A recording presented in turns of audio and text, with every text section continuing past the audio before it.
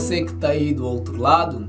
Neste vídeo eu quero partilhar com você 7 coisas que todo pregador, toda pregadora ou quem deseja exercer o ofício da pregação deve evitar.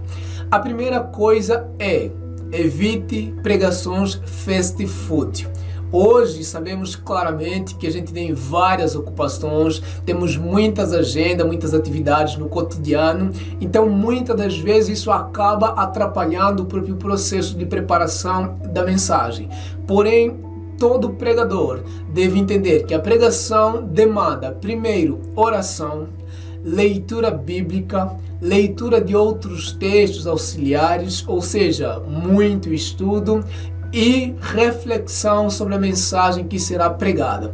Observando esses aspectos, você como pregador primeiro estará apresentando, observando esses aspectos, esboça primeiro o compromisso do pregador com Deus, o compromisso com a mensagem que será pregada, o respeito à comunidade ou igreja na qual você estará pregando, respeitando as pessoas, o respeito às pessoas que estarão ali ouvindo você. Então é fundamental que todo pregador, toda pregadora procure se afastar do tipo de pregações fast food, aquela mensagem rápida, aquela ideia que de repente surgiu na mente da gente e achamos linda, maravilhosa, e aí queremos sair pregando. É bom ter esses insights, sim, mas é fundamental fazer um estudo, uma reflexão mais apurada sobre essa mensagem para trazermos alguma coisa mais coerente, saudável e edificante para as pessoas que estarão nos ouvindo. Segunda coisa,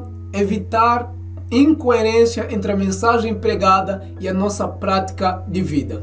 Em 1 João 1,3 diz: o que ouvimos e vimos, isso sim testemunhamos. Ou seja, como pregador, como pregadora, é fundamental falarmos daquilo que temos experienciado, porque pregação é nada mais, nada menos do que partilhar a nossa experiência de fé, o nosso aprendizado sobre Deus, o que Jesus fez e tem feito na nossa vida e que poderá fazer também na vida de outra pessoa.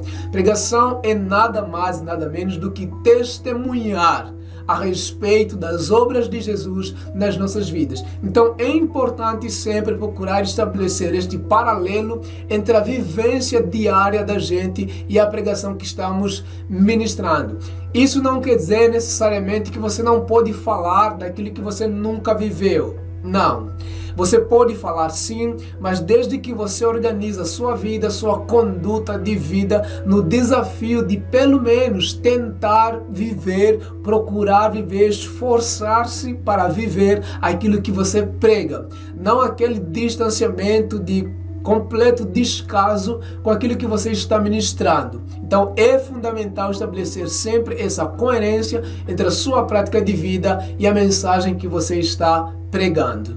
A terceira coisa, que é um pouquinho semelhante à que eu falei anterior, é evitar uma super espiritualização do pregador ou da pregadora. É importante evitar aquele tipo de mensagem onde contamos testemunhos excessivos de nossas experiências. É bom sim partilhar experiências concretas sobre aquilo que a gente tem experienciado com Deus, com o Espírito Santo, mas não podemos encher a mensagem só dessas coisas e aí a gente cria testemunhos super extraordinários um atrás do outro e isso muitas das vezes acaba criando uma super espiritualização do pregador, como se ele tivesse lá acima de todo mundo, e cansa também as pessoas que estão te ouvindo, porque muitas das vezes esses testemunhos são experiências completamente distantes daquilo que é a realidade de vida de muitos que estão ali te ouvindo. Então é bom sim partilhar, falar dos nossos testemunhos, mas devemos evitar para não resumir a mensagem, a pregação apenas à soma de inúmeras experiências. É fundamental que o pregador procure sempre estabelecer, ao contar esses testemunhos, estabelecer uma aproximação entre as experiências que ele está partilhando e a vivência cotidiana dos que estão te ouvindo. Aí a tua mensagem torna-se muito mais coerente, muito mais edificante e as pessoas conseguem de fato se sentir afetadas pela mesma. Então fica a dica, evite correr, evite uma super espiritualização de você como pregador ou como pregadora. A quarta coisa que deve ser evitada é preocupação excessiva com o público-alvo, com as pessoas que te ouvem. Prestar muita atenção em cada detalhe na reação das pessoas que estão te ouvindo. É fundamental, sim, é bom, todo pregador, toda pregadora gosta daquele feedback na hora que está pregando, de perceber se de fato as pessoas estão entendendo a mensagem, estão capturando o que você está falando. Sim, isso é normal, é natural, é fundamental, mas a gente tem que cuidar para que isso não prenda a gente, isso aqui não dificulte ao próprio processo de transmissão dessa pregação.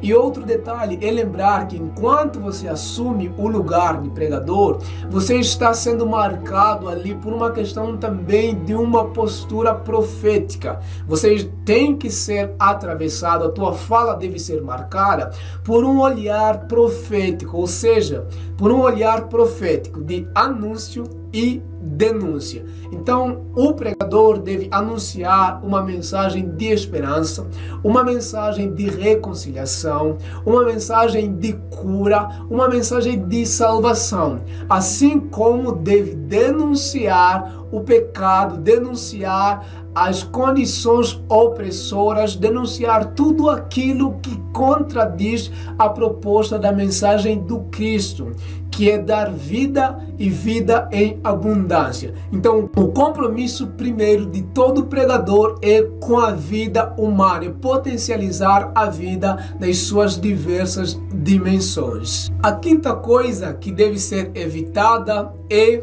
querer pregar uma nova revelação.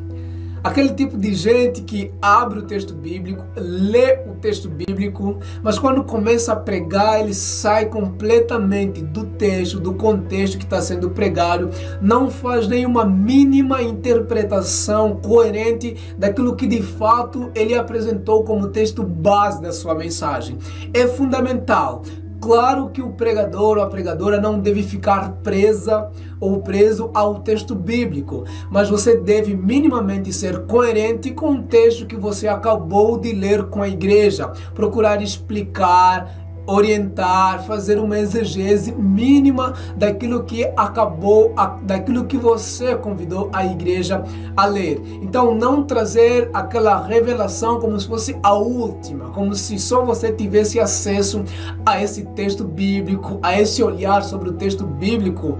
E nesse sentido, demanda de fato da parte do pregador, da pregadora, um mínimo de uma certa humildade. Afinal de contas, estamos a falar de um texto que foi escrito há mais de 2000 anos atrás. Então é uma mensagem super antiga, é uma mensagem que a gente já encontrou. Então é fundamental atentarmos para a questão de ser coerente com o texto bíblico e não trazer a revelação da revelação. Procurar apresentar o que de fato lemos e ligar com experiências da vida, questões próprias da gente. Isso é fundamental. Sexta coisa, evite Ctrl+C, Ctrl+V. Ao pregarmos, sim, a gente deve se basear em textos que lemos, em pregações que ouvimos, na Bíblia principalmente, partilhar um pouquinho das experiências que aprendemos com outras pessoas, com outros pregadores, mas devemos evitar falar ipsiliteris aquilo que ouvimos ou a mensagem que assistimos de um outro pregador. Por quê? Porque quando a gente prega, a gente está pregando para pessoas diferentes daquela que aquele pregador pregou. A gente está falando de experiências diferentes daquela que aquele pregador apresentou. Então, por mais que a gente amou a mensagem, foi super show, sim, você pode usar algumas partes, alguns tópicos dessa mensagem, mas procure não pregar tal igual do autor, do outro pregador que você ouviu. Procura traduzir isso numa linguagem que seja sua e que vá de encontro ao coração da igreja, da comunidade para a qual você está ministrando esta mensagem. Sétima e última coisa: evite fazer do púlpito um lugar de desabafo. Gente, púlpito não é lugar de desabafarmos as coisas que estão entranhadas no nosso coração. As dores, os problemas que a gente enfrenta, as coisas que não gostamos, que alguém falou, ouvimos de alguém. Não. Púlpito é lugar de fato de ministração da palavra de Deus, é lugar de cuidado, é lugar de anúncio de vida, é lugar de propormos cura e restauração para as pessoas. Então não vamos fazer do púlpito um lugar de tirar satisfação, de desabafar sobre alguma coisa que a gente não gostou ou não concordou.